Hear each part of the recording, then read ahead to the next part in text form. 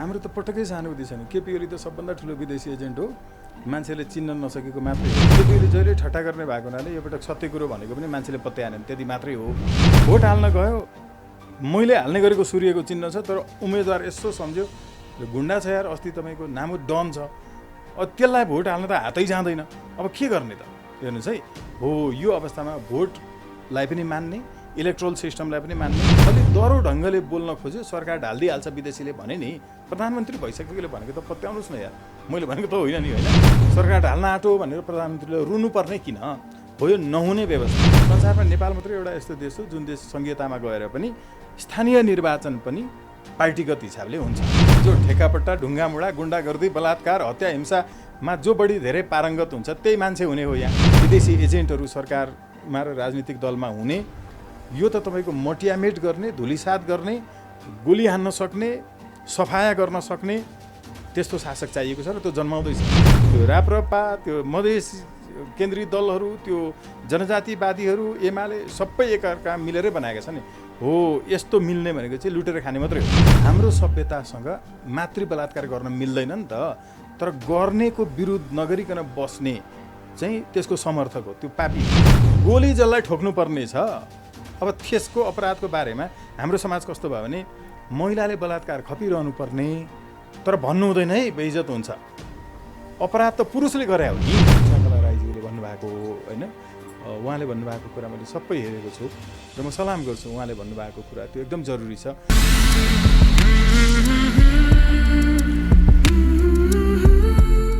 दर्शकवृन्द नमस्कार। हामीसँग केही समसामयिक कुराकानी गर्नको लागि स्वतन्त्र राष्ट्रिय अभियानका संयोजक स्वागत नेपालजी हाम्रो साथ हुनुहुन्छ। स्वागत छ यहाँलाई। एकदम धेरै धेरै धन्यवाद युवराजी।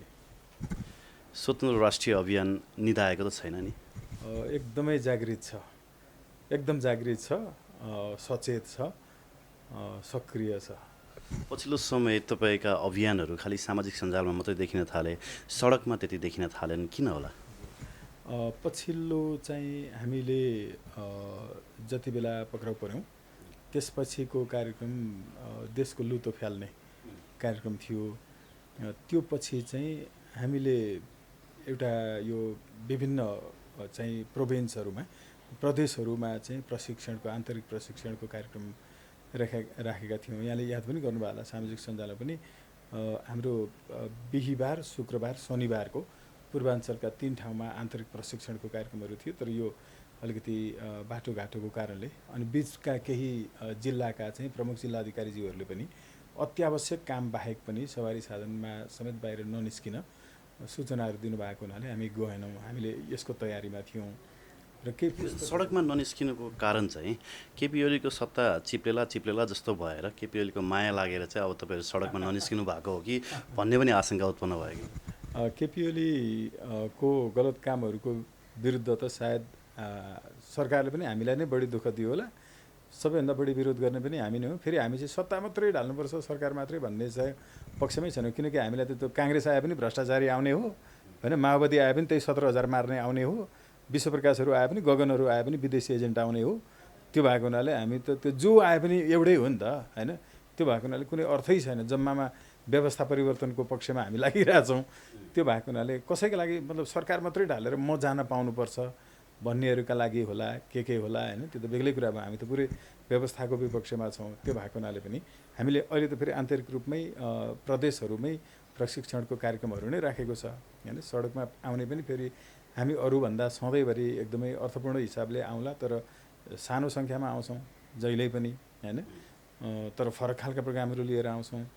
अब हाम्रो कार्यक्रम गर्दा चाहिँ त्यहीँ एउटाले अर्कोलाई बोतल हान्ने, त्यहीँ एउटाले अर्कोको मुर्दाबाद गर्ने, आफू झगडा गर्ने पनि हुँदैन। बरु हामीलाई पुलिससँग चाहिँ हाम्रो बरु झगडा र धरपकड हुन्थ्यो। त्यो भएको हुनाले हामीले त्यो भोलि नै पनि प्रोग्राम गर्न हाम्रो त्यति नै मान्छे हो, हामी जुनसुकै बेला पनि आउन सक्छौँ। सङ्ख्या बढाएको छैन? सङ्ख्या हाम्रो चाहिँ सडकमा आउनेको अब यो लकडाउन पश्चात चाहिँ बढ्ला होइन। तर अहिलेसम्म चाहिँ हामी जति हो त्यति नै मात्रै हो। किनकि हामीले अफिसियलले नै भनेका थियौँ कसैलाई पनि बाहिर नआउनु, फेरि घरबाटै गर्ने खालको मात्रै प्रोग्रामहरू हामीले गरेका छौँ नि। झन्डा धुने घरमै सकिन्छ, लुतो पखाल्ने घरमै गर्न सकिन्छ, इन्डियन च्यानलहरूलाई बहिष्कार गरौँ है भनेर भन्ने आफूले घरमै गर्ने हो, आफूबाट सुरु गर्ने हो भन्ने हिसाबले त्यो भएको हुनाले हामी सधैँभरि उति नै हौँ। किनभने त्यो यताको पनि आउने उताको पनि आउने, विदेशी एजेन्ट पनि मुसिने, राजावादी पनि मुसिने होइन। अनि सरकार मात्रै ढालेर हामी चाहिँ सरकारमा जानुपर्छ भनेर भन्ने, तिनै काङ्ग्रेस एमाले त्यही त हो नि। तपाईँको सरकारकै प्रतिनिधि सडकमा आएर धेरै देखिरहेछन्। अब तर पछिल्लो समय सडकमा उफ्रिने थुप्रै व्यक्तिहरूमध्ये धेरै जसो व्यक्तिहरूले प्रधानमन्त्री केपी शर्मा ओलीको चाहिँ राजीनामा माग्नु हुँदैन, केपी शर्मा ओली अहिले हट्नु हुँदैन, राष्ट्र र राष्ट्रियताको पक्षमा उभिनु भएको केपी शर्मा ओलीको विकल्प चाहिँ अहिलेका नेताहरू छैनन् भनेर पनि एक किसिमको सहानुभूति प्रकट गरिरहेका छन् नि। हाम्रो त पटक्कै सहानुभूति छैन। केपी ओली त सबभन्दा ठुलो विदेशी एजेन्ट हो, मान्छेले चिन्न नसकेको मात्रै हो। त्यो नाटक गर्ने तपाईँको पहिला नेपालबाट चाहिँ विवाह पञ्चमीको नाटक रचेर सीतालाई उता पठाउने, अनि हाम्रो चाहिँ तपाईँको विदेश इन्डियालाई हाम्रो भूमि चाहिँ दाइजोमा दिने त केपी ओली नै हो नि। त्यसरी लिन मिलेन नि त। डिप्लोमेसी भनेको राइट टाइम होइन, राइट पर्सन हुनु पऱ्यो नि त। होइन, राइट टाइम राइट पर्सन के हो भने सत्य कुरा बोल्नका लागि कहिले पनि रङ टाइम हुँदैन। जस्तो अहिले मैले जुन सत्य कुरो बोलिरहेको छु नि, हो यो सत्य कुरो बोल्नलाई सधैँभरि राइट टाइम हुन्छ। असल काम गर्न, जस्तो मानौँ न यो पत्रकारिताको काम तपाईँले असल काम गरिरहनु भएको छ नि त। मैले कसरी विश्लेषण गर्छु भने नि, केपी ओलीले जब उहाँ प्रधानमन्त्री हुनुहुन्थेन नि, त्यति बेला उहाँले यी कुराहरू बोल्नु भएको भए आज जति भारतीय च्यानलहरूमा, भारतीय मिडियाहरूमा, भारतीय जनमानसमा जुन किसिमको असर परेको छ नि, त्यो असर पर्दैन थियो नि त। आज उहाँ प्रधानमन्त्री भइसकेपछि उहाँले जुन कुरा बोल्नुभयो त्यसले त एउटा ठुलो विश्वमा नै असर परेको छ नि। होइन, हामीले तुलनात्मक रूपमा त योभन्दा अगाडि पनि भनेका छौँ। खालि यति मात्रै हो कि त्यो एउटा कालु र बाघ भन्ने चाहिँ कथा छ। त्यो बाघले बाख्रा खायो भनेर कराउने सधैँ गाउँलेहरू आउने, तर झुक्याएको रहेछ भनेर फेरि कोही पनि नआउने। साँच्चै बाघ आएको दिन चाहिँ कोही पनि गाउँले आएनन्, अनि साँच्चै बाघले बाख्रा खाइदियो कि। केपीले जहिले ठट्टा गर्ने भएको हुनाले यो पटक सत्य कुरो भनेको पनि मान्छेले पत्याएनन्, त्यति मात्रै हो। तर यही कुरो अघिल्लो पटक उनले आफैले यो हामीले त तपाईँको जम्मा जम्मी 61 सालदेखि मात्रै चलेको हो नि त होइन। योभन्दा अगाडि पनि हामी त्यो जनकपुरमै गएर विरोध गरेकै हो।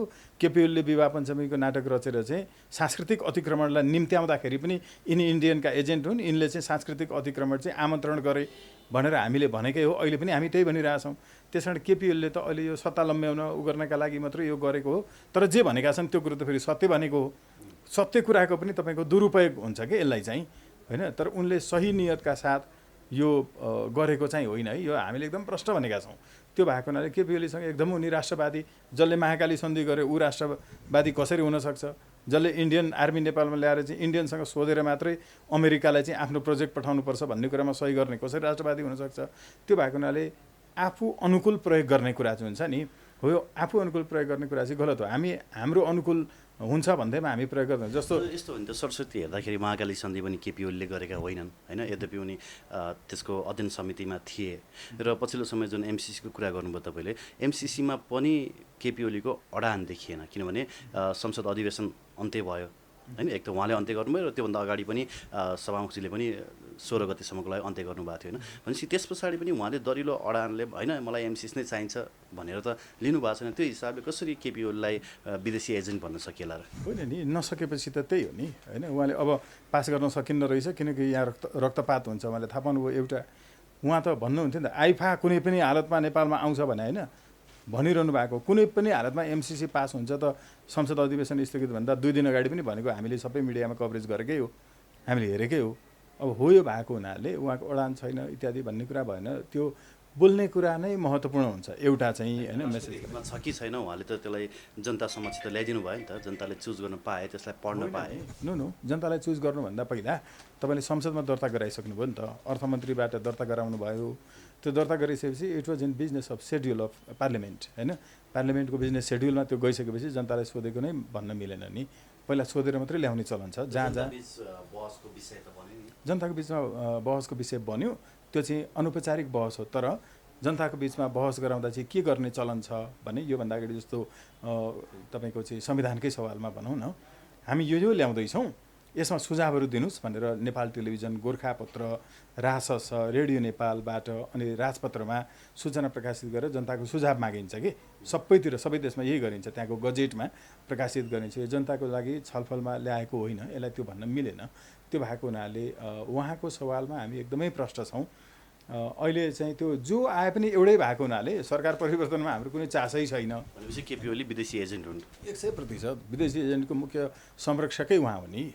त्यो कुरै छैन। काङ्ग्रेस, एमाले, माओवादी, राप्रपा होइन, यिनीहरू सबै तपाईँको अब आफै भनेका होइन योभन्दा अगाडि सरकारको ताबेदारी गरेर विदेशीको ताबेदारी गरेर मात्रै सरकारमा आएको अब भनेको मानिन भने ढालिदिन्छन् त आफै भने हो नि बाबुराम भट्टराईले पनि आफै भनेको हो नि तर उनले किन राजीनामा दिँदै गर्दा मात्रै भने कि साँचो अन्तै रहेछ प्रधानमन्त्री भइटोपलेछ मात्रै किन त्यहाँ बसुन्जेल जति बेला आफूले अप्ठ्यारो पर्छ विदेशीको एगेन्स्टमा बोल्ने नभए उनीहरूकै चाकरी गरेर सरकारमा टिक्ने न हो यो किनभने जम्मामा यो अहिलेको सांसदले नै सरकार बनाउने व्यवस्था हुन्जेलसम्म यस्तो भइरहन्छ जस्तो तपाईँहरू व्यवस्था परिवर्तनको लागि भनेर लडिरहनु भएको छ मैले केही व्यक्तिहरूसँग तपाईँहरूको अभियान र विशेष गरी तपाईँको बारेमा पनि कुराकानी गर्ने मौका मिलेको थियो र तपाईँहरूले उठाएको एजेन्डामा पनि हामीले थोरै बहस गरेका थियौँ प्रत्यक्ष कार्यकारी राष्ट्रपतिको पक्षमा तपाईँहरू उभिनु भएको छ र त्यसका लागि अडान लिएर अगाडि बढ्नु भएको छ राइट टु रिकल र राइट टु रिजेक्टको जुन एजेन्डा उठाउनु भएको छ केही विज्ञहरू के भन्छन् भने यो त अलरेडी हाम्रै संविधानले दिएको विषय हो उहाँले उठाइरहनु पर्ने विषय नै होइन भन्नुहुन्छ नि they have not gone through this constitution literally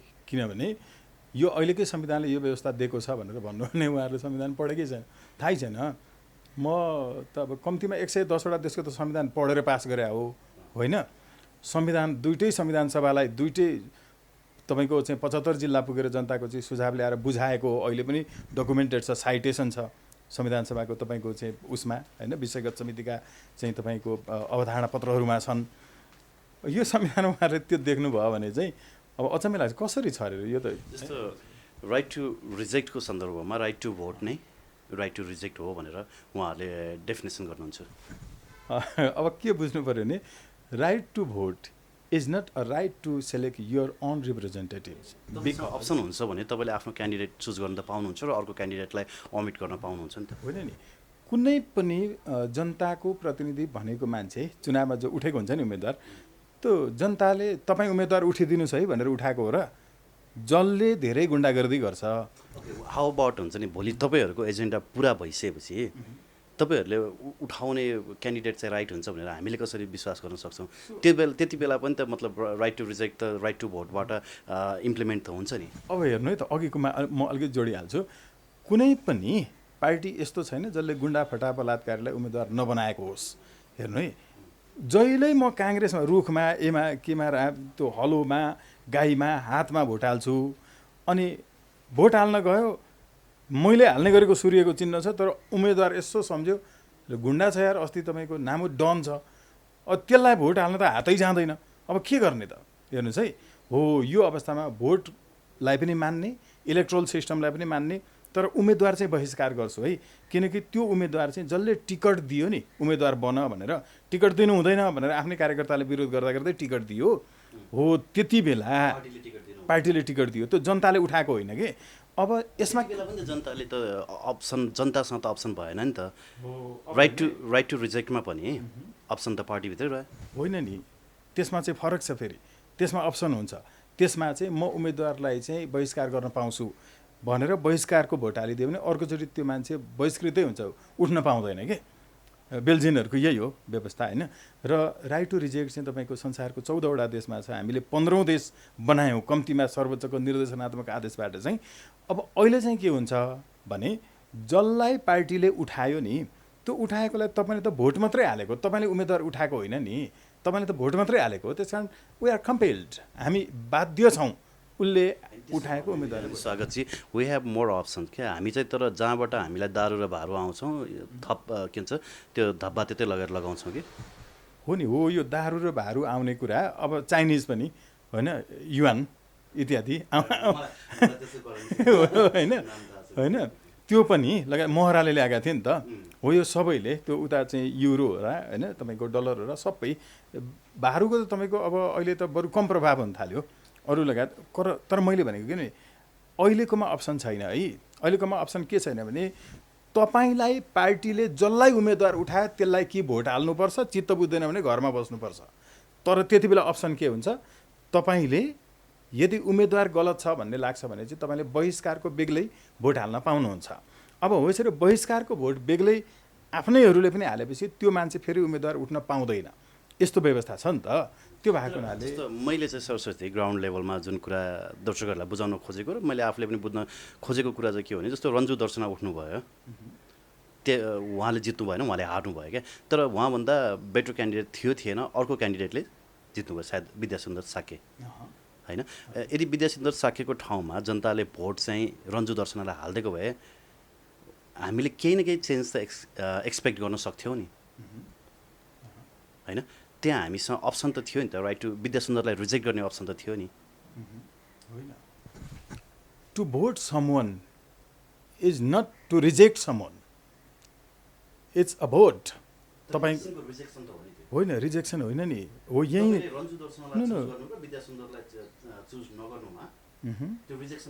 होइन नि। यस्तो हुन्छ नि, कसैलाई भोट नहाल्नु भनेको एउटालाई यस भोट हाल्नु हो कि।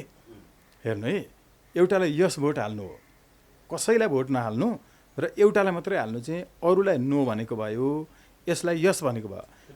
ओके, होइन नि, होइन नि, नो नो नो, उहाँहरूले पढेकै छैन, उहाँहरूले पढेकै छैन। पढ्नु पऱ्यो नि, यस भोट, नो नो, एकैछिन ल, yes vote, no vote, right to reject र नेगेटिभ भोटिङ, यो 4 प्रकारको फरक फरक कुरा हो।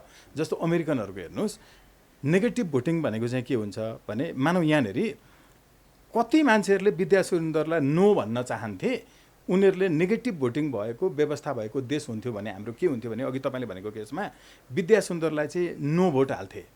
हेर्नु है, रिजेक्सन होइन नि, रिजेक्सन भनेको चाहिँ तपाईँको राइट टु रिजेक्ट, नोटा भन्छ यसलाई, होइन, एनओटिए।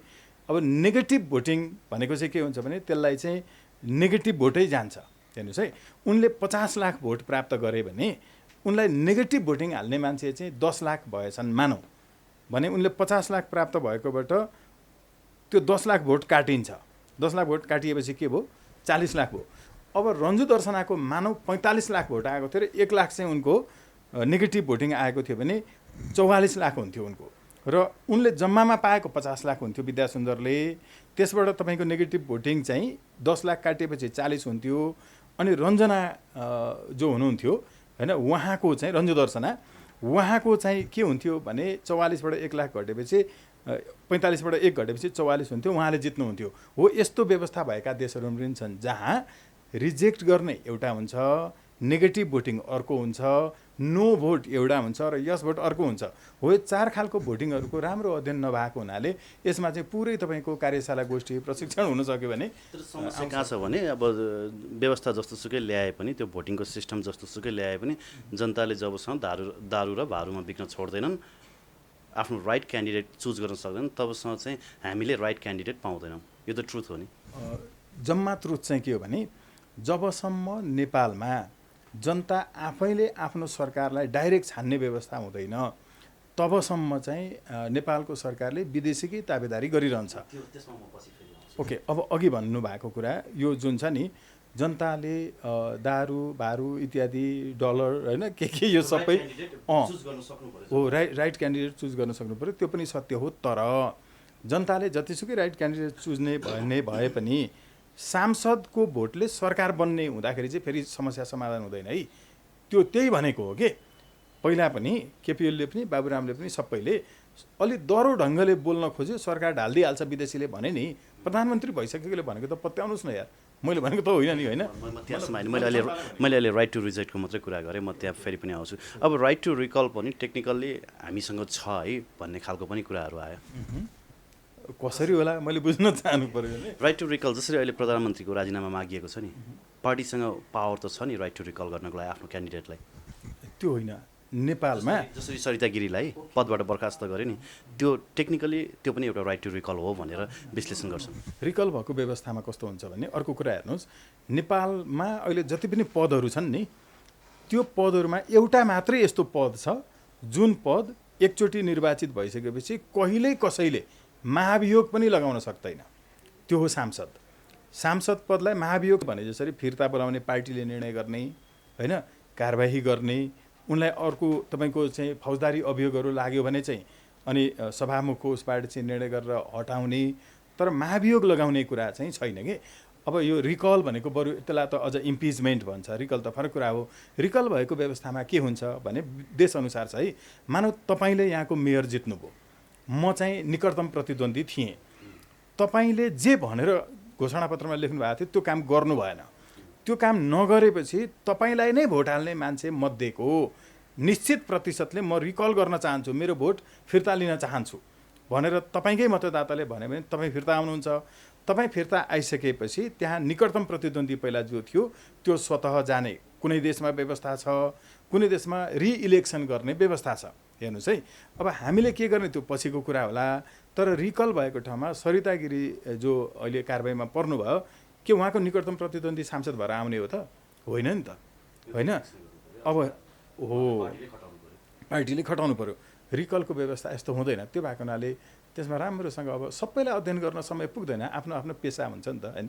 कोही व्यापारी हुन्छन्, कोही डक्टर हुन्छन्, सबैले त गर्ने होइन। अब मैले डक्टरलाई टेक्निकली पार्टीसँग रिकल गर्ने सुविधा छ। जसरी हामीले प्रधानमन्त्रीको राजीनामा मागिरहेका छौँ, हामीले सांसदलाई पनि रिकल गर्न सक्छौँ। पार्टीसँग त्यो एब्सोल्युट पावर छ भन्ने कुरा गर्छन्। मतलब टेक्निकली त्यसलाई पनि हामी राइट टु रिकल भन्न सक्छौँ भन्ने उहाँहरूको तर्क रहेको छ। In the system of recalling the voters deserve the right of recall. यो चाहिँ पहिला बुझ्नु पऱ्यो कि रिकल कसले गर्ने हो। रिकल के तपाईँको पार्टीले गर्ने हो र? पार्टीले गर्ने हो भने रिकल त आफ्नो भोट फिर्ता माग्ने हो कि मसँग भएको भोट चाहिँ लिइहाल्यौ, मलाई जे वचन दिएका थियौ त्यो चाहिँ पुरा नगर्ने, त्यस कारण मेरो भोट फिर्ता लिन्छु भनेको हो नि त। अब भोट फिर्ता लिने त पार्टीले भोट हालेको होइन। त्यो भएको हुनाले रिकलको चाहिँ यस्तो व्यवस्था हुन्छ। र एउटा हामीले बुझ्नै पर्ने के हो भने जम्मामा नेपालमा किन मुख्य समस्या प्रधानमन्त्रीले पनि त्यही देखाए, अहिलेसम्मको मुख्य समस्या सांसदहरूले पनि त्यही देखाए, जनतामा पनि गरिबी यो सबै किन बढ्दै गयो, व्यवस्था चेन्ज भनेर भने पनि व्यवस्था चाहिँ त्यही किन रहिरह्यो। त्यो व्यवस्था जहिल्यै किन सरकार ढलिरहने, यी यस्तो 2/3 भन्ने हुँदा पनि सरकार ढाल्न आँटो भनेर प्रधानमन्त्रीले रुनुपर्ने किन हो। यो नहुने व्यवस्था जबसम्म आउँदैन तबसम्म सरकारको प्रमुखले पनि साँच्चै दरखोटा टेकेर आफ्नो काम गर्न नसक्दो रहेछ कि। अब हो, यो कुरा चाहिँ हामीलाई चाहियो, जसले गर्दाखेरि चाहिँ जुन व्यवस्थामा सांसदहरू मन्त्री प्रधानमन्त्री हुँदैनन्। फेरि हामीले भनिरहेको जुन छ नि, यो नहुने बित्तिकै उसले चुनावमा धेरै खर्च गरेर लड्दैन, नलडेपछि त्यो असुल उपर गर्नु पर्दैन। यसले गर्दाखेरि भ्रष्टाचारहरू चाहिँ तपाईँको कम हुन्छ। हामीले त रुटमा गइरहेका छौँ नि, यतातर्फ मान्छेले किन सोच्दैनन्? अनि यो वा त्यो तर्क गरेर व्यवस्था यही राखिराख्ने, अनि त्यही जनप्रतिनिधि भन्नेले ठेकापट्टा चलाइरहने। यसको अन्त्य हुनु पऱ्यो कि वडा लेभलसम्म वडाध्यक्षहरू अहिले तपाईँको चाहिँ मन्त्री बनेपछि सम्पत्ति विवरण सार्वजनिक हुन्छ नि, त्यो चाहिँ मन्त्री बनेपछि सार्वजनिक विवरण गर्ने नाममा लुकाउने काम हुँदो रहेछ कि। कमाउन त वडाध्यक्ष सक्छ हुँदै गरी जिल्ला कमिटी सदस्य, केन्द्रीय समिति सदस्य हुँदाहुँदै कमाइसक्दा रहेछ। भर्खर पो बन्न थाले। अब हिजो हामी त्यही जनप्रतिनिधि पाएनौँ, स्थानीय जनप्रतिनिधि पनि भएनन्, होइन, विभिन्न जनप्रतिनिधिहरू भएनन् भनेर रोइ कराइ गऱ्यौँ। अब आज भए पछाडि फेरि तिनीहरूले नै धेरै खाए भनेर फेरि रोइ कराइ गरिरहेको छु कि। हामी जनता पनि अलिकति एकदमै अनसेटिस्फाइड जस्तो लाग्छ कि मलाई जहिले पनि। यस्तो हुने रहेछ। हिजोसम्म चाहिँ तपाईँको बाहिर निस्किँदाखेरि प्रहरीले नै कुटपिट गर्ने, के गर्ने, मार्ने इत्यादि के भनेर भन्ने हाम्री आमा चाहिँ बडा घरभित्र घुम्टो ओढेर मुन्टो लुकाइ लुकाइ कुना पसेर रुनु पर्थ्यो। आज स्वतन्त्रता पाउनु भएको छ, सडकमा आएर छाती पिटी पिटी डाँको छोडेर रुन पाउनु भएको छ। स्वतन्त्रताको यो तह छ कि अहिले हामीले यहाँले भनिरहनु भएको हिजोसम्म जनप्रतिनिधि थिएनन्, कर्मचारीहरूले गरिरहेका थिए, त्यहाँ गलत भयो भनेर भन्यौँ।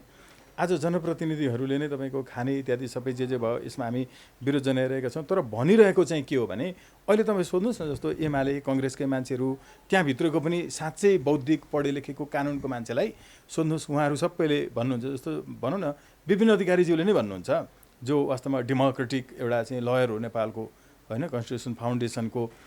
उहाँ जस्तोहरूले हाम्रो राधेश्याम अधिकारीज्यूहरूलाई सोध्नुहोस्, उहाँले नै अहिले मैले भनेको कुरामा के सहमति जनाउनुहुन्छ भने पटक पटक उहाँहरूसँग मैले डिस्कोर्स गरेको छु है, भन्नुभएको छ स्थानीय निकायमा गाउँ कार्यपालिका हुन्छ नि, गाउँ कार्यपालिकाको सदस्य पनि त्यही जनप्रतिनिधि हुन्छ। अनि गाउँको गाउँसभा भनेको चाहिँ व्यवस्थापिका हो। हेर्नुहोस् है, गाउँको व्यवस्थापिका जसले गाउँको बजेट बनाउँछ त्यो पनि, अनि त्यो बजेटको चेकहरू फर्स्योट गर्नेदेखि लिएर खर्च विवरणहरू योजना बनाउने र निकासा दिने पनि त्यही प्रतिनिधि हुन्छ। भनेको गाउँ कार्यपालिका, कार्यपालिका भनेको त सरकार हो, स्थानीय सरकार। गाउँ व्यवस्थापिकाको सदस्य पनि त्यही, एउटै मान्छे व्यवस्थापिका पनि एउटै मान्छे कार्यपालिका पनि भएपछि योजना आफै बनाउँछ, ठेकापट्टा आफै दिन्छ, आफ्नै भाइ भतिजाहरू इत्यादि र आफ्नै कम्पनी समेतलाई एक्सकाभेटरहरू आफै चलाउँछ। देखिरहेकै छ नि। अब हो, यो कुरा चाहिँ जुन छ नि यसलाई चाहिँ रोक्छ नि त। त्यसले यसलाई कसरी रोक्छ भने संसदीय मोर्चा बेग्लै हुन्छ, साङ्गठनिक मोर्चा बेग्लै हुन्छ। स्थानीय तहमा पनि संसारमा नेपाल मात्रै एउटा यस्तो देश हो जुन देश सङ्घीयतामा गएर पनि स्थानीय निर्वाचन पनि पार्टीगत हिसाबले हुन्छ। कहीँ पनि संसदीय निर्वाचन संसदीय शैलीमा पार्टीगत हिसाबले लोकल निर्वाचन सङ्घीयतामा पनि हुँदैन। अब हो यो कुरा त हाम्रो विकृत पक्ष नै हो नि संविधानको, के यसलाई हटाउनु पर्दैन होला? जनप्रतिनिधि भनेर ठेकापट्टा गर्न दिने हो र होइन होला नि त, होइन? ठेकापट्टावालाहरूलाई नै जनप्रतिनिधि बनाएपछि अब काम त त्यही भइहाल्यो। अनि अब गर्ने नै त्यही व्यवस्थाले त्यही भन्छ, जो ठेकापट्टा ढुङ्गामुढा गुन्डागर्दी बलात्कार हत्या हिंसामा जो बढी धेरै पारङ्गत हुन्छ त्यही मान्छे हुने हो यहाँ, होइन? अब यो किनभने उसैले टिकटका लागि पैसा बुझाउन सक्छ। हो यो व्यवस्थाको अन्त्य चाहिँ कहाँ छ चुरो? हामी यहाँतर्फ जाँदै गएनौँ कि जति तपाईँको नयाँ पार्टीहरू खुले पनि पुरानै भए, नामको नयाँ शक्ति भने पनि कुनै के विवेकशील साझा के भने पनि अब विवेक चाहिँ त्यहाँ पुगेन नि त। हो यो हिसाबले हामीले खोजेको एउटै मात्र, हामीले मात्रै होइन, हामी जाउँ मरौँ होइन भोलि नै, तर यो देशले के खोजिरहेको छ, यो देशका युवाहरूले के खोजिरहेका छन्? हरेक मान्छेले किन अबको प्रधानमन्त्री युवराज खत्री भनेर फेसबुकमा किन लेख्छ? तपाईँ एउटा राम्रो पत्रकारिताको काम गर्नुहोस्, युवराज खत्रीलाई प्रधानमन्त्री बनाऊ, ट्यागको फोटो आइहाल्छ। त्यो युवाले के खोजिरहेछ भने नि जनताले डाइरेक्ट आफ्नो भिजन मिसन गोल अब्जेक्टिभ बोकेर आउने मान्छेलाई चाहिँ बनाउन पाउने हामीलाई अधिकार होस् है। डाइरेक्ट मेरो चाहिँ होस्, सांसदले नबनाओस् भनेर युवाले खोजिरहेछ नि त। हो यो त विश्वकै लहर हो हेर्नुहोस्। त्यसैले मैले पटक पटक भन्छु, त्यो फिनल्यान्डको नानीले किन त्यसो गरिन्? किन तपाईँको युक्रेनको जेलेन्स्की एउटा हाँस्य कलाकार भनेर मान्छे यहाँ पनि त्यसो भने एउटा हाँस्य कलाकारले चाहिँ यहाँ जस्तो मुख बङ्ग्याएर मान्छेलाई हँसाउने मात्रै हो र? ऊ त वकिल थियो नि, जेलेन्स्की त वकिल होइन? त्यत्रो तपाईँको डिरेक्टर हेर्नु, कैयौँ फिल्महरूदेखि लिएर तपाईँको चाहिँ सिरियलहरूको स्क्रिप्ट राइटर हो। स्क्रिप्ट राइटर चान्चुने कुरा हो? यहाँ जस्तो तपाईँको चाहिँ स्क्रिप्ट राइटरलाई डक्टरको प्रोफेसन थाहा छैन, डक्टरलाई कुन कलाकारले के लेखिरहेछ थाहा छैन, एउटा पाइलटलाई युवराज खत्रीले कस्तो प्रोग्राम बनाइरहेछ थाहा छैन। त्यो भएको हुनाले के गर्नु पऱ्यो भने त्यो तपाईँको चाहिँ इन्टरडिसिप्लिनरी डिस्कोर्सहरू व्यापक ढङ्गले गर्न सक्ने मान्छे मात्रै एउटा निर्देशक हुनसक्छ कि।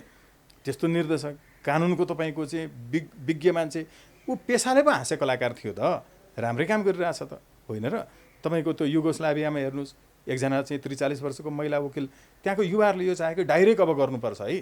नेपालमा पनि त्यो आइरहेको छ, सामाजिक सञ्जालहरू सबै देखिन्छ। तपाईँले पनि एउटा सञ्चार माध्यममा बोल्नुभएको रहेछ कि हामीलाई जङ्गबहादुर जस्तो प्रत्यक्ष कार्यकारी प्रधानमन्त्री चाहियो अथवा राष्ट्रपति चाहियो भनेर बोल्नुभएको रहेछ।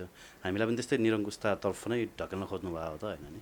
हामीलाई अहिले एक राष्ट्रवादी लोकतान्त्रिक जनताबाट उठेको वंशानुगत होइन, साँच्चै राष्ट्रवादी एउटा चाहिँ लोकतान्त्रिक तानाशाह चाहिएको छ।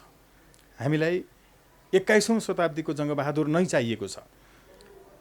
यो अति बढी लोकतन्त्रका नाममा भएका लुट र देशका सूचना विदेशीलाई बेच्ने, देखि तपाईँको विदेशी एजेन्टहरू सरकारमा र राजनीतिक दलमा हुने, यो त तपाईँको मटियामेट गर्ने, धुलिसात गर्ने, गोली हान्न सक्ने, सफाया गर्न सक्ने त्यस्तो शासक चाहिएको छ र त्यो जन्माउँदैछ समयले। यो मुलुकमा बसेर तपाईँको मुलुक विरोधी गतिविधि गर्नेहरूलाई देश निकाला गर्न सक्ने त्यो समयले खोजेको छ कि त्यो आउँदैछ, त्यो जरुरी छ। त्यो तपाईँ र म नरहे पनि आउँछ र त्यति नभए यो देश बन्दैन। भारतीय एकजना लेखकले के लेख्नु भएको छ भने since 1990 Nepalese people were never free although they think they are sovereign भनेर लेख्छ कि हामी कहिले पनि स्वतन्त्र त रहँदै रहेनछौँ होइन, हामी चाहिँ एकदम भ्रममा मात्रै छौँ भन्ने कुरा चाहिँ उनले लेखेका छन् होइन, के भन्नुहुन्छ? But firstly is an illusion that the difference between freedom and independency he has to distinguish. पहिला हामीले चाहिँ इन्डिपेन्डेन्ट हाम्रो उहाँले सोभरेन्समा जोड्नु भएको छ। हामी सोभरेन भनेर क्लेम गर्छौँ तर हामी कहिले पनि सोभरेन छैनौँ भनेर चाहिँ उहाँले लेख्नु भएको छ। होइन, सोभरेन्टीको कुरा त फेरि फरक छ होइन। सोभरेन कति बेला हुन्छ? पोलिटिकल प्रिन्सिपलको मात्रै बेसमा हेर्ने हो भने राजनीति शास्त्रले के भन्छ? जुन देशको आफ्नै मुद्रा हुन्छ, जुन देशको आफ्नै तपाईँको हवाई उड्डयन हुन्छ, जुन देशको आफ्नै सैनिक हुन्छ, जुन देशको आफ्नो सरकार हुन्छ, जुन देशको आफ्नो टेरिटोरी हुन्छ र जुन देशको आफ्नो पिपुल हुन्छ, यति भइसकेपछि त सोभरेन हुन्छ भनेर भन्छ होइन। हामी सोभरेन, हाम्रो आफ्नो सबै कुराहरू यो सन्देश। तर मुख्य कुरा चाहिँ हामीले राजनीतिक रूपमा सार्वभौम सत्ता सम्पन्न तर सधैँ विपन्न नागरिक हामीले बजेट बनाउँदा चाहिँ अर्को कुनै देशको बजेट कुर्नुपर्ने, हामीले एक तपाईँको चाहिँ इन्सपेक्टरभन्दा माथिको चाहिँ सरबाट गर्दाखेरि चाहिँ इन्फ्लुएन्स भोग्नुपर्ने, यो त सबैलाई थाहा छ। हरेकका पुस्तकहरूमा यस्ता कति आएका छन्। त्यसो भएको हुनाले हामीले हाम्रो स्वाधीनता, हाम्रो सार्वभौमिकता, हाम्रो आफ्नो स्वतन्त्रता हामीले गुमाएका छौँ। त्यो जसले भनेको होस् त्यो चाहिँ नेपालको सन्दर्भमा उसले भनेको कुरा चाहिँ यहाँभित्रको यथार्थ हो। तर यो यथार्थ हुँदाहुँदै पनि नेपाली नागरिकले यसको विरुद्ध लडिरहेका त छन् नि। नेपाली नागरिक अब यो हामीले गुमाइसक्यौँ भनेर चुपचाप लागेर बसेका छन् र छैनन् नि। केही मुठीभर मान्छेहरूले गर्दा यो भइरहेको छ। त्यसैले गर्दाखेरि 21औं शताब्दीको एउटा जङ्गबहादुरको एकदम जरुरी छ। त्यो जन्मिन्छ, त्यसले मुलुकको तपाईँको चाहिँ हित विपरीत काम गर्नेहरूलाई सद्दाम हुसेनले आफ्नै ज्वाइँलाई गोली हानेर मारे जस्तो मार्ने छ। त्यो जरुरी छ। त्यो हामी जस्तै अभियन्ता, हामी जस्तै चाहिँ अधिकारकर्मी होइन, तपाईँ हामी जस्तै सञ्चारकर्मी, यो सबैले भित्र मनमा चाहिँ खोजिरहेको छ कि वास्तवमा तपाईँलाई पनि अहिले यो प्रश्न गरिरहँदाखेरि व्यावसायिक ढङ्गले त गरिरहनु भएको छ, तर you do agree on it. तर मलाई के लाग्छ भने नि नेपालीहरूले नै यो नेपाल बेच्छन् जस्तो लाग्छ कि हुन त अब विदेशीले आएर बेचिदिने होइन, नेपालीले नै हो। नेपाली अनुहारका विदेशी एजेन्टहरू यस्ता हामी जस्तो तपाईँको दौरा सुरुवाल लगाएर राष्ट्रवादी देखिने अनि देश बेच्ने होइन हरू तपाईँको चाहिँ मधेसको अधिकारको कुरा गरेको छ, जनजातिको अधिकारको कुरा गरेको छ, हामीभित्रका नागरिकको अधिकारको कुरा गरेको छ, तर देश बेच्ने होइन। यो कारणले हो अब चाहिँ हामीले हिमाल पहाड तराई सबै तपाईँको चाहिँ एउटा चित्र आउनु पऱ्यो नि कि नेपाल टेलिभिजनका सबै स्टाफको अनुहार हेर्ने हो भने त्यहाँ हिमाल पहाड तराई सबै देखिन्छ। सरकारले गरेका नियुक्तिहरूमा हिमाल पहाड तराई मधेस सबैको मान्छे देखिन्छ। के पोलिटिकल पार्टीभित्रको केन्द्रीय सदस्यहरू त्यो देखिन्छ, के कर्मचारीको त्यो देखिन्छ, देखिन्न नि। के एउटा फिल्म बनाउँदाखेरि नेपालीहरूको जातै काहीँ मिल्नै नसक्ने रहेछ कि अब तपाईँको मधेसको दलहरू यताको दलहरूसँग मिल्न नसक्ने, यताको दलहरू उताको दलसँग मिल्न नसक्ने, यहाँ एउटा क्षेत्रलाई, एउटा जातिलाई, एउटा सर्टेन ग्रुपलाई मात्रै, एथनिक ग्रुपलाई मात्रै हेरेर राजनीति हुँदो रहेछ र उनीहरूकै भरण पोषणमै मात्रै लागिरहने होइन। अलिकति नेपालीहरू नै हामी आफै नागरिकहरू नै चाहिँ अलिकति मिल्न नसकेको कारणले देश नबनेको हो कि जस्तो तपाईँहरू अभियन्ताहरू पनि एउटा अभियानबाट अर्को अभियानमा मर्ज हुन नसक्ने, मिल्न नसक्ने, त्यहाँ आइडियोलोजी बिचमा आउने, इगो बिचमा आउने, त्यस्ता कुराहरू पनि प्रमुख कारक हो कि जस्तो लाग्छ कि एकदम सही भन्नुभयो। आइडियोलोजीको कुरा चाहिँ मिलेन भने मिल्नै हुँदैन, त्यो फेरि धोका हुन्छ। अस्ति काङ्ग्रेस पनि त मिलायो नि, काङ्ग्रेस एमाले माओवादी सबै मिलायो होइन। कुनसँग नमिलिकन सरकार नबनाएको कुन छ? नेपालको कुन दल कुनसँग नमिलेर अहिलेसम्म सरकार नबनाएको छ? सबैसँग मिलेर पटक पटक सरकार बनाएका छन्। त्यो राप्रपा, त्यो मधेस केन्द्रीय दलहरू, त्यो जनजातिवादीहरू, एमाले सबै एकअर्का मिलेरै बनाएका छन् नि। हो, यस्तो मिल्ने भनेको चाहिँ लुटेर खाने मात्रै हो। त्यस कारण अभियन्ताहरूलाई जसको आइडियोलोजी मिल्दैन, जसले राजा फर्काउनुपर्छ भन्छ, जसले तपाईँको यही विकृत संसदीय व्यवस्था अघि भने जस्तो सांसद र स्थानीय वडा सदस्य अध्यक्ष पनि मिलिजुली खाने खालको व्यवस्था छ, हो यो संसदीय व्यवस्था मिलाइराख्नुपर्छ। खालि व्यक्ति चाहिँ परिवर्तन गरौँ, हामी चाहिँ इमानको राजनीति गर्छौँ, अरू मात्रै बेइमान भन्नेहरू यहाँ आइडियोलोजी भएन कि। त्यस कारण आइडियोलोजी नमिल्नेहरू एक ठाउँमा मिल्यो भने अस्ति काङ्ग्रेस एमाले माओवादी मिले जस्तै हुन्छ। प्रचण्ड र तपाईँको चाहिँ शेरबहादुर मिलेर त्यहाँ उहाँको छोरीलाई चाहिँ मेयर बनाए जस्तो, अनि प्रचण्ड यो केपी ओली पहिला चाहिँ राजेन्द्र महतोलाई नै गाली गर्ने, अनि महतोलाई भोट हालिनेछ भने कारवाही गर्छु भनेर कार्यकर्तालाई निर्देशन दिए नि। उता राप्रपाको तपाईँको चाहिँ राजेन्द्र लिङ्गदेनलाई गरे, साझा विवेकशीलले तपाईँको चाहिँ कङ्ग्रेसलाई भोट हाल्यो। यो मिलेको हो नि त। यस्तो मिलाइ चाहिँ सुन्दा मिठो लाग्छ मान्छेलाई। अभियन्ताहरू किन नमिलेका होलान्? तर चिन्न सक्नु पऱ्यो, बुझ्न सक्नु पऱ्यो नेपाललाई चाहिएको कुरा के हो। आमा बिरामी हुनुहुन्छ, अब मिलाउने भनेर तपाईँको रगत जबरजस्ती ल्याएर हालिदिन भएन नि। आमाको ब्लड ग्रुपै मिल्दैन। यो रक्तधारा जस्तै विचारधारा पनि मिल्नुपर्छ। त्यो मिलेन भने चाहिँ देखावटी मिलन मात्रै हुन्छ, त्यसले काम गर्दैन। यसबारे हामीले धेरै नै कुरा गरिसकेका छौँ। राजाको कुरा फ्याक्टर निकाल्नुभयो। यति बेला युवाहरूको आवाज के छ भने राम चाहिँ नेपालमा जन्मेको भनेर मान्न सक्ने, हिन्दू राष्ट्र र हिन्दू सम्राट चाहिँ कायम गर्न सक्ने भनेर आलोचना गरिरहेका छन्। होइन, यो त फेरि फरक कुरा हो। इन्डियामा राजा छ र हाम्रो पहिचान हो भन्छु नि राजा होइन। राम जन्मेको कुरा मान्ने हो भने इन्डियामा त्यो 700 राजवंश त सम्राट अशोकले मात्रै खतम गरेको त ल्याउन सबै। यो त फरक कुरा हो कि, एकदमै फरक कुरा हो। त्यो इन्डियामा राम मान्ने बित्तिकै राजा मान्नुपर्छ भन्यो भने चाहिँ त्यो फरक कुरा हो। किनकि हाम्रो त फेरि वैदिक व्यवस्था के हो भने हाम्रो पूर्वीय वैदिक परम्परामा चाहिँ जहिले पनि शासक चाहिँ प्रत्यक्ष रूपमा निर्वाचित नै हुनुपर्छ। यसको बारेमा हामी कार्यकारी चाहिँ प्रमुखको बारेमा पूर्वीय दर्शनले के भन्छ भन्ने बेग्लै छलफल गरौँला कुनै दिन, होइन? एकदमै वेदहरू पल्टाएर कुरा गरौँला, यहीँ छ मसँग, होइन? दैनिक अध्ययन गर्छु। त्यो भएको हुनाले यो चाहिँ फरक कुरा हो। रान्ति त्यसरी हेर्नुहुन्न। अब वेदको वैदिक कुराको भर्खरै उच्चारण गरिहाल्नुभयो र तपाईँ आफै पनि म धेरै आध्यात्मिक मान्छे भनेर भन्नुहुन्छ, होइन? तर स्वागत नेपालको मुखबाट पटक पटक आमालाई बलात्कार गर्ने भन्ने शब्द निस्किन्छ। धेरै दर्शकहरूले चाहिँ यसमा एकदमै धेरै आपत्ति जनाउनु भएको छ। के भन्नुहुन्छ उहाँलाई? गर्नेले गर्न हुने, तर भन्नेले त्यसको विरोध गर्न भन्न नहुने भन्यो भने सभ्यता समाजमा मिल्दैन भन्नुहुन्छ। होइन नि, हाम्रो त्यही भनेर त भनेको त हाम्रो सभ्यतासँग मातृ बलात्कार गर्न मिल्दैन नि त। तर गर्नेको विरोध नगरिकन बस्ने चाहिँ त्यसको समर्थक हो, त्यो पापी हो। त्यो भएको हुनाले जसले मातृभूमिको अस्तित्व र अस्मितामाथि तपाईँको पटक पटक धावा बोलिरहेको छ हो, त्यसको विरोध गर्नका लागि भनिएको। अब हेर्नुहोस् है त, हाम्रो त्यो विरोधको लागि अरू शब्दहरू पनि उपयुक्त हुन्थ्यो होला, तर आमाको बलात्कार भन्ने शब्द सुन्न पनि अपाच्य भयो भनेर आलोचना गर्नुभएको छ। अपराधी बचाउनेहरूले त्यो सुन्न अप्ठ्यारो मान्छन्। अपराधी बचाउनेहरूले, म त भनिरहेको छु नि, गोली जसलाई ठोक्नुपर्ने छ। अब त्यसको अपराधको बारेमा हाम्रो समाज कस्तो भयो भने महिलाले बलात्कार खपिरहनु पर्ने, तर भन्नु हुँदैन है, बेइज्जत हुन्छ। अपराध त पुरुषले गरे हो नि, त्यो पुरुषले गरेको अपराध हो कि जो महिला विरुद्ध भएको छ, त्यो महिलाले नभन्ने होइन, भन्नुपर्छ। त्यसकारण उसले बलात्कार गर्न हुने अनि बलात्कार गरौँ भन्न नहुने हो। यो जसले भन्न हुँदैन भन्छ, यसको कारणले बलात्कारीहरूले बलात्कार गरिरहन्छन्। त्यसकारण त्यो हिम्मत एउटा बटुल्नुपर्छ। जहिल्यै पनि अपराध गर्ने भन्दा अपराध सहने महापापी हो। सहनेहरूको कारणले अपराध बढेको छ। गीताले पनि यही भन्छ, होइन?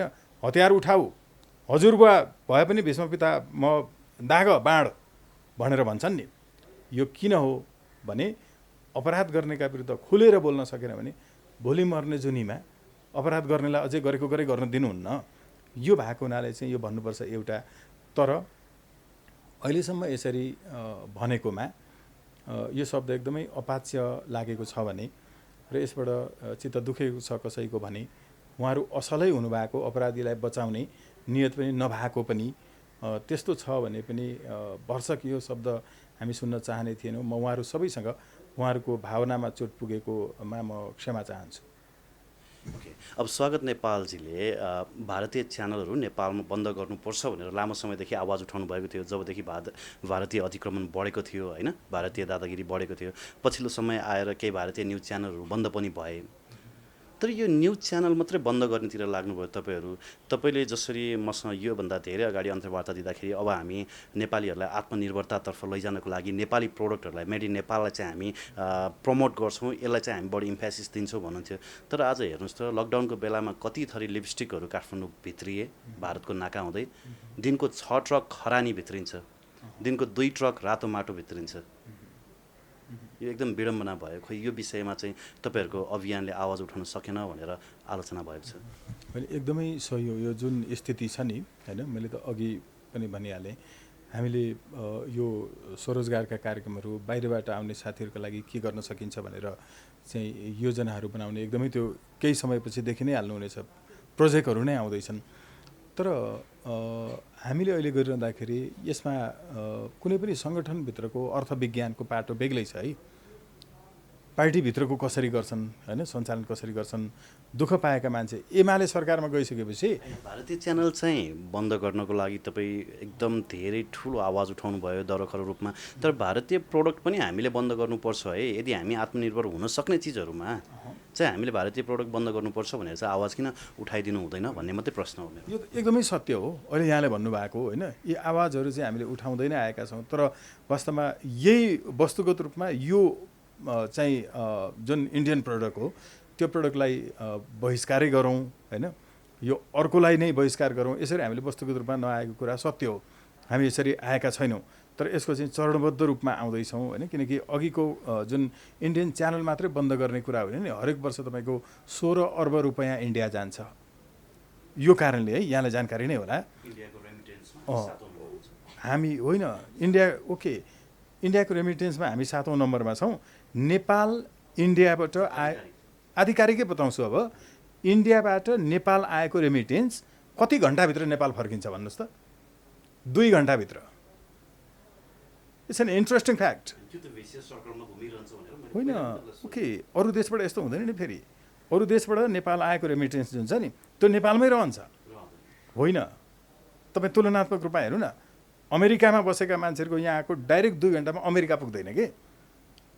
अब हेर्नु होइन नि, अल्टिमेटली पुग्ने भन्ने कुरा चाहिँ फरक कुरा। अघि मैले भने नि कति समयभित्र त्यो यहाँबाट जान्छ, रोटेसन छ नि त्यसको होइन। 2 घन्टाभित्र इन्डियाको चाहिँ रेमिटेन्स फेरि इन्डिया फर्किन्छ।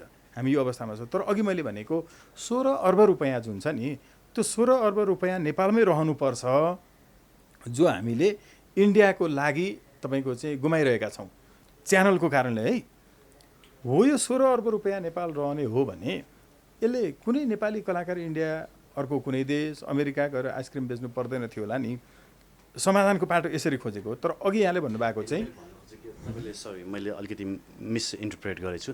16 अर्ब रुपियाँ त त्यो इन्टरटेनमेन्ट सेक्टरको लागि भन्नुभयो, भारतीय च्यानलद्वारा होइन। जस्तो मैले उठाउन खोजेको त इन्डियामै तपाईँको नेपालबाट जाने रेमिटेन्स कति छ, ती कुराहरूमा पनि त अङ्कुश लाउन सकिन्थ्यो नि। यदि हामी साँच्चीकै आत्मनिर्भर भयौँ भने त त्यो त खरबौँमा आउँछ नि सर, अर्बौँमा होइन नि। होइन, यो त एकदमै खरब। मैले त खालि त्यो इन्टरटेनमेन्ट सेक्टरको पनि मात्रै तपाईँको यो च्यानलहरूसँग जोडिएको बिकेको आवाजहरूले साँच्ची नै भारतीय प्रोडक्टहरू चाहिँ यहाँ हामीले प्रयोग नगरौँ नभनिकन सकेको कम प्रयोग गरौँ न भन्ने आवाजहरू उठाइदिनु भयो भने त्यसले पनि जनतामा एउटा, जसरी मोदीले पनि चलाउनु भएको थियो मेड इन इन्डिया भन्ने एक किसिमको भनौँ न, उनी चलाउनु भएको थियो भने आज हामीले पनि मेड इन नेपाल भन्ने कुराहरू, सकभर आत्मनिर्भर हौँ भन्ने कुराहरू त चलाउन सक्छौँ नि। एकदमै सही हो नि। हेर्नु न, जस्तो अब हाम्रो आचार संहिताको यो पटक पटक बनाइ हुन्छ होइन। मैले नै चाहिँ लगाउने कुराहरू मान्छेले हेर्दा एकदम टिपटप ट्याक्क देख्छन् होइन, दौरा सुरुवाल केही, तर त्यो नेपाली प्रडक्ट नै। यहाँसँग पनि पटक पटक कुरा गरेको छु, नेपाली र मेटेरियल युज भएको, नेपाली मान्छेले बनाएको, नेपालकै धागो प्रयोग भएको लगायत कति पनि पर्दो रहेनछ कि। एकदम महँगो पनि छ फेरि होइन। हामीले कम स्केलमा चाहिँ त्यो उत्पादन गर्ने गरेको भएको हुनाले त्यो हुन्छ। तर यो हामी अभियानमै छौँ। हामीले सानो सानो कुराहरू होइन, भर्सक सब्जी करेसाबारीहरू घरमै तपाईँले चाहिँ उसमा हेर्नुभयो भने गमलामै फलाएर खाने, यस्तो यस्तो झिनामसिना कुरा गर्छन् भनेर भन्छन् कि मान्छेहरू होइन। अनि मलाई त्यो भन्नै मन लाग्दैन। हामीले अहिले प्रयोग गर्ने गरेको अभियानका साथीहरूको होइन, आफै भित्रको चाहिँ जसको जनै चाइनाबाट आउँछ, होलीमा प्रयोग गर्ने कलर चाइनाबाट आउँछ, कति चाहिँ कुराहरूमा हामी डिपेन्डेन्ट छौँ भन्ने कुराहरू। अब हेर्नुहोस् है त, यो कस्तो हुँदो रहेछ भने अमेरिकाको राष्ट्रिय झन्डा नै चाइनाले पठाइदियो। जब ट्विन टावरमा एट्याक भयो नि, हरेक ठाउँमा यसरी राष्ट्रिय झन्डा प्रयोग भयो कि उसले राष्ट्र। अब हाम्रो पनि नेपाल सरकारसँग, गृह मन्त्रालयसँग राष्ट्रिय झन्डा व्यवस्थापन समिति भन्ने छ सिंहदरबारभित्र, प्रधानमन्त्री कार्यालयभित्र एउटा कक्ष छ। त्यसले चाहिँ जनताले झन्डा मागे पनि दिनुपर्छ हेर्नुहोस्। अनि विदेशीहरू आउँदाखेरि चाहिँ यो सडकमा स्वागतका लागि झन्डाहरू राखिएको हुन्छ नि, त्यो व्यवस्थापनको काम गर्छ। त्यहाँ अमेरिकनहरूले झन्डा मागे नपुगेर, अनि उसले सरकारले चाइनिजसँग सहयोग माग्यो, अनि चाइनिजहरूले झन्डा बनाएर पठाइदियो अमेरिकाको। अमेरिकामा बनेको झन्डा विदेशी झन्डा भन्छ र त्यो सिम्बोल हुन्छ, मिनिङ हुन्छ। अहिले हामीले हेर्नु है त, सानो सानो कुराहरू। संसारको 1 नम्बर डिमान्डमा रहेको आँखाको इन्ट्राअकुलर लेन्स नेपालबाट उत्पादन हुन्छ। नेपालको छ भनेर खोजेर पाएन भने मात्रै अनि अरू देशको खरिद गर्छन् युरोपियन अमेरिकनहरू होइन। संसारको जुनसुकै माटोमा फल्ने नेपालको सबभन्दा उच्च पहाडी भेगको चाहिँ तरकारीको बिउहरू उत्पादन गर्ने, अस्ट्रेलियन करेन्सी तपाईँको प्रिन्ट हुने चाहिँ नेपालको धानको नरुवाबाट बन्ने कागजदेखि लिएर तपाईँको चाहिँ संसारको होइन कुराहरू छ भनौँ न। तर अझ त्योभन्दा पनि सिम्प्लिफाइड भर्सनमा भन्नुपर्दाखेरि हामी सामान्य एउटा तरकारीमा पनि आत्मनिर्भर हुन सक्ने क्षमताको मान्छेहरू छौँ नि। हामी खाद्यान्नमा पनि आत्मनिर्भर हुन सक्ने क्षमताको हाम्रो देश छ। हामी त्यति पनि कृषि प्रधान देश भनेर आत्मगौरव गर्छौँ होइन। ती कुराहरूमा त हामीले ध्यान दिँदैनौँ। अब एजेन्टहरूले अस्ति गरेको हेर्नु भएन, नेपाली तपाईँको चाहिँ सब्जी व्यवसायीहरूको सब्जी खाल्डोमा लकडाउनकै बेला है इन्डियनको खुलेआम नेपाल एजेन्टहरू छन् नि त। एकजना माननीय सांसद उषा कला राईले कोदोको रक्सीलाई चाहिँ नेपाल सरकारले ब्यान गर्छ। 2 खर्बको चाहिँ रक्सी नेपाल आयात गरिन्छ। अब त्यो 2 खर्ब रोक्नुपर्छ र कोदोको रक्सीलाई ब्रान्डेड गरेर बेच्नुपर्छ भनेर लाग्नु भएको छ होइन। उहाँको यो अभिव्यक्ति कसरी लिनु भएको छ? अब पहिलो कुरा त कुनै पनि मान्छेलाई अलि अतिरञ्जनामा पुर्याउने खालका चिजवस्तुहरूको सेवन नगर्नु नै राम्रो हो होइन। काले राई हाम्रो चाहिँ डाक्टर स्वामी प्रपन्नाचार्यले पनि त्यही भन्नुहुन्थ्यो। अनि चन्द्रकुमार शर्माज्यू जो किराँत भाषा साहित्य उत्थान चाहिँ केन्द्रीय समितिको संस्थापक अध्यक्ष हुनुहुन्थ्यो, पिएचडी हुनुहुन्छ। उहाँले चाहिँ 2048 सालमा स्थापना गर्नुभएको त्यसको केन्द्रीय कार्यालयमै म रेगुलर भेट्थेँ। त्यति बेलादेखि उहाँले पनि त्यसै भन्नुहुन्छ। भरसक चाहिँ राज्यले चुरोट नै उत्पादन नगर्ने, रक्सी उत्पादन नगर्ने, गर्न नदिने, सेवन नगर्ने तर्फ लाने हो भने त्यो त एकदमै राम्रो हुने थियो। त्यस्तो पनि आदर्श राज्य हुनसक्छ कि होइन। तर यो चाहिँ रक्सीहरू इत्यादि सांस्कृतिक रूपमा ग्रहण गर्ने, पूजाआजामा प्रयोग गर्ने लगायत धेरै समुदायहरू हुनुहुन्छ, उहाँहरूको पूजाआजामै चाहिन्छ होइन। हामी सबैलाई चाहिएला र यो गर्नै पर्छ भने चाहिँ विदेशी विस्थापितै गरेर एकदमै राम्रो भन्नुभएको छ। मलाई जहाँसम्म लाग्छ यो उषाकला राईज्यूले भन्नुभएको हो होइन। उहाँले भन्नुभएको कुरा मैले सबै हेरेको छु र म सलाम गर्छु। उहाँले भन्नुभएको कुरा त्यो एकदम जरुरी छ र राज्यले 2 खर्ब रुपियाँ राज्यको त बच्ने रहेछ नि त नेपालीहरूको। उहाँले 2 खर्ब मलाई चाहिँ यसो पनि भन्नुभएको देखियो। 10 चाहिँ करोड मात्रै उहाँले माग्नुभयो सायद। यति मात्रै लगानी गरिदिने हो भने म चाहिँ त्यो 10 खर्ब बनाएर दिन्छु राज्यलाई भनेर भन्नुभएको मैले आज मात्रै हेरिरहेको थिएँ। त्यो खर्ब वा अर्बमा मैले चाहिँ झुकेँ। तर जे होस् उहाँले यो कन्फिडेन्सका साथ जुन भन्नुभएको छ एकदमै राम्रो कुरा। मलाई त पहिले पनि माओवादीहरूले गरेको देख्दा अचम्म लाग्थ्यो। तपाईँको आफू चाहिँ अनि एमसिसी नचाहिने रहेछ होइन। अनि पहिला पनि तपाईँको यो 17,000 मार्ने क्रममा उहाँहरूले जे गर्नुभयो त्यो बेला आफू चाहिँ विदेशी ब्रान्डको खाँदै हिँड्ने अनि नेपाली चेलीबेटीहरूले बनाइरहेका होइन कम्तीमा अलिअलि छोराछोरीलाई कपी कलम किनेर चाहिँ गुजारा टार्दिनेहरूको चाहिँ पोखिदिँदै हिँड्ने, भाटे कारवाही गर्नेहरू अहिले चाहिँ अनि विदेशीको निकै हाम्रै ब्रान्डेड टाइपको लिएर पुग्ने रिजर्भहरू यो टाइपको भनेपछि उहाँले जे भन्नुभएको छ त्यो सही हो। राम्रो ढङ्गले लान सक्यो भने त असाध्यै राम्रो हो। त्यसले पनि हामीलाई एउटा आत्मनिर्भरता हो नि। मलाई पनि अब जहाँसम्म लाग्छ होइन गरौँ न तपाईँ हामी गरौँ होइन। तरकारीको हामीले चाहिँ गरिरहेको छौँ प्रोजेक्ट, कपडाको गरिरहेछौँ। हाम्रो अहिले फते परियारज्यू जो हुनुहुन्छ उहाँ मार्फत गरिरहेको छौँ। दुर्गा बस्नेत म आफै पनि छु है त्यसमा। अब मैले खास उठाउन खोजेको विषयवस्तु चाहिँ आम नागरिकलाई पनि हामीले सकेसम्म नेपाली प्रोडक्ट चाहिँ प्रयोग गर्नको लागि आह्वान गरिदिनुहोस् भन्ने मात्रै उठाउन खोजेको हुन्छ, अन्यथा नलिनु होला। होइन म त एकदमै खुसी छु, अन्यथा मात्रै होइन। सरी होइन मैले त्यसरी एकदमै मैले त्यो त्यसरी बुझेको छैन। एकदम सही हो। खालि यही कुराकानीकै बिचमा पनि हामी एकदमै आह्वान गर्छौँ कुन ठाउँमा के कुरा हुनसक्छ होइन। हाम्रो चाहिँ उद्योग वाणिज्यको टिम पनि छ। फेरि पनि एकचोटि बताउँछु ल। पहिला यहाँलाई बताएको अहिले हामीले 150 रोपनीमा दमौलीमा गरिरहेछौँ, जसको नेतृत्व हाम्रो केन्द्रीय सदस्य रविन्द्र खनालले गरिरहनु भएको छ है। त्यहाँनिर स्थानीय साथीहरूलाई आफ्नै खालको तरकारीहरू, गोबरहरू उहाँले किनिदिनुहुन्छ, गहुँतहरू किन्नुहुन्छ। त्यहाँबाट भइरहेछ झापाको तपाईँको माइथाममा चाहिँ यो गाईको गहुँतबाट रक्सी बनिरहेको छ। त्यसलाई रक्सी नाम नदिउँ भन्नुभएको छ उहाँहरूले होइन। त्यो मैले पनि टेस्ट गरेको छु। हेर्नुहोस् त्यो चाहिँ के हो भने alcohol free, alcohol effect free alcohol. हेर्नुहोस् त्यसमा एउटा इलिमेन्ट प्रयोग गर्ने ठाउँमा अलैँची प्रयोग गरेको छ, अर्को इलिमेन्ट प्रयोग गर्ने ठाउँमा चाहिँ तपाईँको यो अदुवा प्रयोग गरेको छ। यसरी बनेको छ। तपाईँ यदि चाहनुहुन्छ भने म तपाईँलाई त्यो चाहिँ होइन गराउन चाहन्छु। र यसरी जहाँ जहाँ जे गर्न सकिन्छ त्यो खालको गरेर हामी चाहिँ आह्वान गर्छौँ। यो भन्दाखेरि मान्छेले आडम्बरी भन्लान् कि भनेर कपडाहरू पनि त्यो गरौँ होइन। बिहान उठ्ने बित्तिकै बुवा आमाको खुट्टामा ढोगौँ, मोबाइल चलाइ नसुतौँ। सुत्ने बेलामा बुवा आमा घरमा हुनुहुन्छ भने खुट्टामा तेल लगाइदिउँ, आफूले लगाएको कपडा आफै धुउँ, आफूले खाना खाएको थाल आफै सफा गरौँ। हामी त्यो गर्छौँ। हाम्रो अभियानको त सबै सदस्य यो गर्न नमान्ने हाम्रो सदस्य हुन सक्दैन। हाम्रो आचार संहितै हो, जसले त्यो गर्दैन हामीलाई चाहिँ रिपोर्ट हुन्छ। अनुशासन समिति छ, उच्च अदालतको मुख्य न्यायाधीश हाम्रो चाहिँ होइन उहाँको नेतृत्वमा छ। हामीले गर्छौँ। त्यो भएको हुनाले अहिले यो आडम्बरी भन्लान्, तर सम्भव भएसम्म नेपालको पाइएन भने विदेशी प्रयोग गरौँ होइन। तर नेपालको हामीले सकेसम्म नेपालमा उत्पादन हुने कुराहरू जति चाहिँ प्रयोग गर्न थाल्यौँ भने हामी आफैले उत्पादन सुरु गर्छौँ। यो आफैले उत्पादन सुरु गर्ने भएको हुनाले अनि हामी सेल्फ सस्टेन पनि हुँदै जान्छौँ, आत्मनिर्भर पनि हुँदै जान्छौँ। त्यसरी गरौँ, हाम्रो एकदमै आह्वान छ। सम्भव भएसम्म नेपालमा उत्पादन हुने चिजवस्तुहरू नेपालकै प्रयोग गरौँ, विकल्पको रूपमा हामी विदेशीहरू प्रयोग नगरौँ, हामी आह्वान गर्छौँ। एकदमै धन्यवाद ज्ञापन गर्छु, आभार व्यक्त गर्छु यहाँ र यहाँको सम्पूर्ण टिमलाई।